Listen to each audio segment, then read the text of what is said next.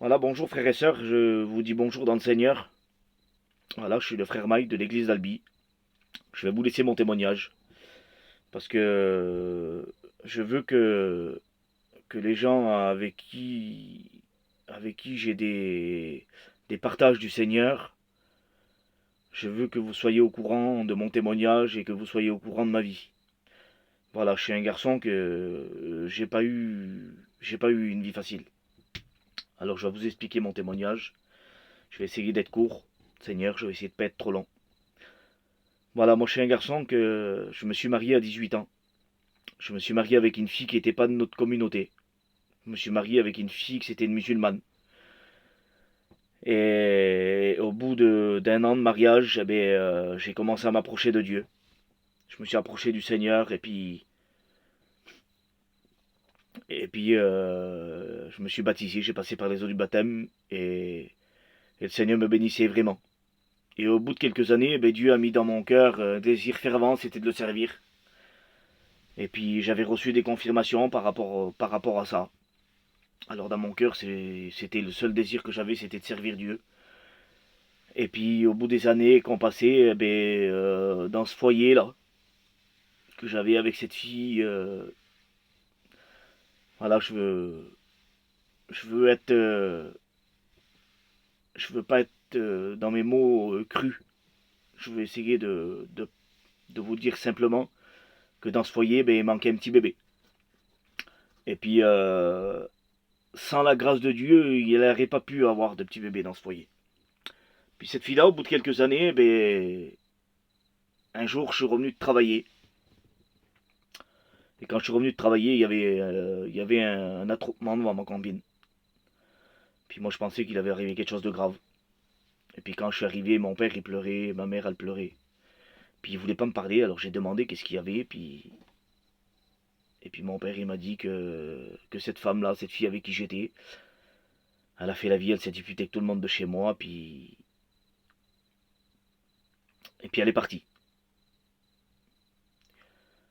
Elle est partie, puis quelques heures après, elle a téléphoné, je sais plus, à mes sœurs, je sais plus à qui, elle a téléphoné pour dire qu'elle était mariée. Voilà, cette fille-là m'a laissé pour quelqu'un d'autre. Et puis, bon, ma vie, elle s'est écroulée à ce moment-là.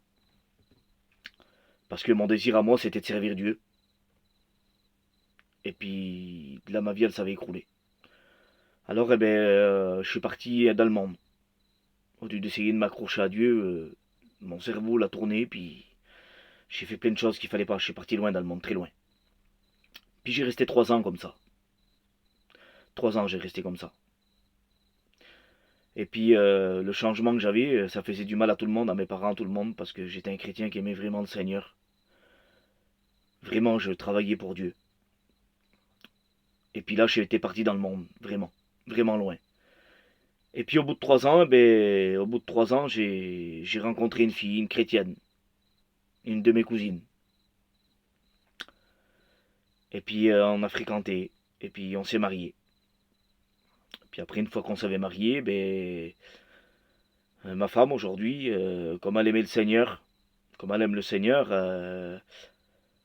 on a vu les pasteurs de notre église et puis mon foyer a passé devant la mission par rapport que j'étais marié avant elle. Et mon foyer a été rétabli devant la mission. Voilà, mon foyer a été rétabli, ma situation a été vue et puis par rapport à la Bible, j'étais dans mes raisons, et puis mon foyer a été rétabli devant la mission. Voilà, mais c'est pas pour ça que je suis revenu à Dieu. Voilà, j'ai resté encore quelques années loin du Seigneur. Et puis un jour j'ai un copain à moi, un copain que j'avais dans le monde, un cousin à moi. Un jour, il est parti de chez moi un soir, on avait fait un petit peu la fête. Puis il est parti de chez moi, puis j'ai resté 4 jours sans nouvelles. Et il est parti de chez moi en respectant les pasteurs sur ce groupe. On avait bu. Et il est parti de chez moi comme ça, puis j'ai resté 4 jours sans nouvelles, et puis au bout de 4 jours, il m'a téléphoné, ce garçon-là, en me disant qu'il avait rencontré le Seigneur. Alors moi j'y croyais pas trop, et puis j'ai dit écoute, je prends mon camion et puis je viens te voir, comme ça je vais le voir de mes yeux. Et puis quand j'arrivais vers ce garçon-là, quand j'arrivais vers mon cousin, là, vers ce garçon-là, là, ben j'ai vu dans son regard que c'était plus le même. J'ai vu dans son regard qu'il avait rencontré le Seigneur. Puis moi ça a touché mon cœur ça. Puis il me parlait de Dieu. Lui qui était avec moi, qui se en sortait ensemble et tout. Là il me parlait de Dieu. Et puis je lui ai dit ça, bon ce garçon-là il s'appelle Cosmo, je lui ai dit Cosmo tu sais, j'ai ce que le Seigneur il a fait pour toi, je veux qu'il le fasse pour moi aussi. Parce que sans ça je ne pourrai pas revenir à Dieu. Toi, t'étais chez toi, il m'expliquait, il était chez lui, dans son lit, il a rien demandé, puis le Seigneur, il est venu dans la nuit se faire rencontrer à lui. Il est venu le Seigneur à lui dans la nuit, il est venu le réveiller, et il a vécu quelque chose de très fort. Et je dis, moi, je veux vivre ça, Cosmo. Je dis, parce que je pourrais pas revenir à Dieu. Et 3 jours après, ben, j'ai préparé mes petites affaires chez moi pour faire ma sortie. Et je suis un garçon que quand je sortais, fallait que ma femme, elle soit avec moi. Malgré qu'elle, c'était une chrétienne, qu'elle priait Dieu tous les jours. Quand je sortais, fallait qu'elle soit avec moi pour me raccompagner, pour conduire le camion. Je le dis tout ça que je vous dis sur le diamant, Seigneur, avec un regret. Et puis, et puis ce soir-là, elle m'a dit, eh ben, ce soir, Mike, moi je viens pas avec toi. Ma femme, jamais je lui ai fait des misères. Mais ce soir-là, elle m'a dit, je viens pas avec toi, tu peux faire ce que tu veux.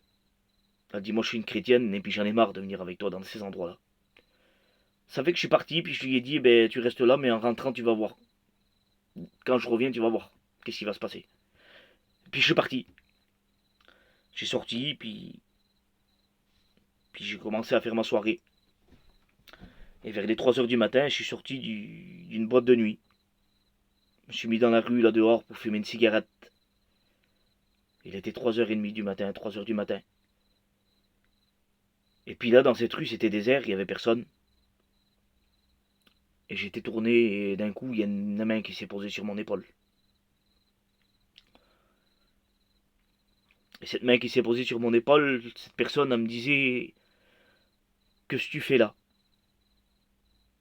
Et moi, dans mon alcool, dans ma saoulerie, je pensais que c'était un gajo qui me cherchait de la misère. Et il m'a dit, qu'est-ce que tu fais là? Et je me suis tourné, quand il m'a dit, qu'est-ce que tu fais là, je me suis tourné, c'était une grande personne. Là, t'es habillé normal, comme une personne normale. Et il m'a dit, t'as pas honte.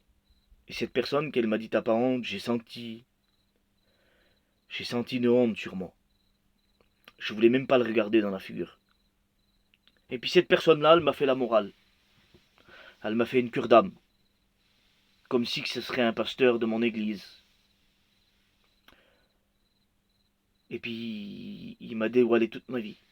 Toute ma vie, toute ma vie, toute ma vie, toute ma vie. J'ai tombé ma cigarette de mes mains.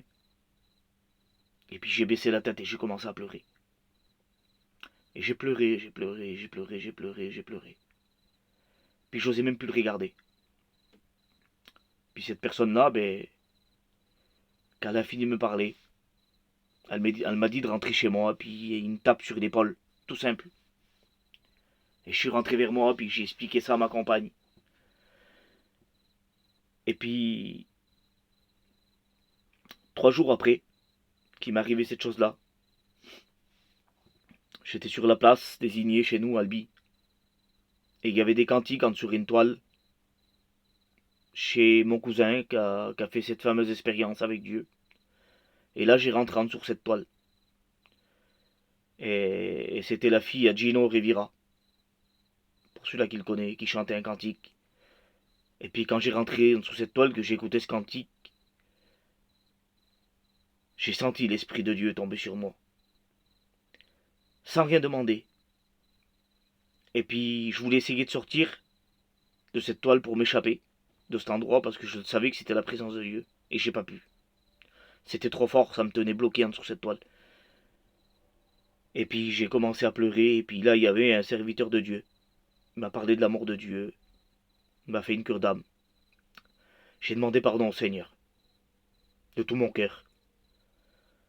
Le Seigneur m'a délivré des choses que j'aurais pas pu laisser moi tout seul. Le Seigneur m'a délivré de l'alcool. Le Seigneur m'a délivré des sorties. Le Seigneur m'a délivré de la cigarette à l'instant même. Aujourd'hui, j'ai un foyer que je travaille pour Dieu. J'essaye, avec sa grâce, de travailler pour lui. Oui, je le dis, j'ai un foyer béni aujourd'hui. Ce que moi je pensais foutu, ce que moi je pensais que c'était mort, pour moi, le Seigneur a changé les choses. Le Seigneur, il est bon, mes frères et mes sœurs. Ce qu'il a fait pour moi, il peut le faire pour n'importe qui. Dieu est bon, Dieu renverse les situations. Que Dieu vous bénisse à chacun.